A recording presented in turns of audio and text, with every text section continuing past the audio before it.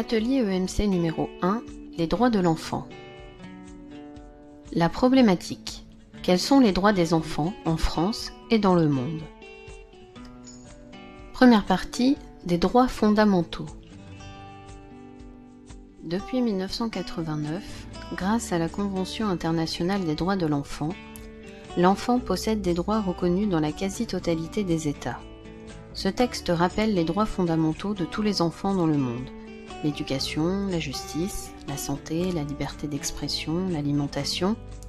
Il a également pour but de rappeler que les États et les parents sont en charge de leur protection contre les dangers qui pourraient les menacer.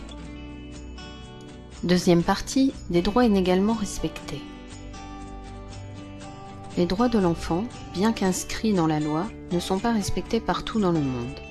Ainsi, dans les pays pauvres, certains enfants ne sont pas scolarisés, travaillent pour gagner leur vie, n'ont pas accès à des soins médicaux. Les filles sont les plus touchées par ces inégalités. Troisième partie, la protection des enfants et de leurs droits.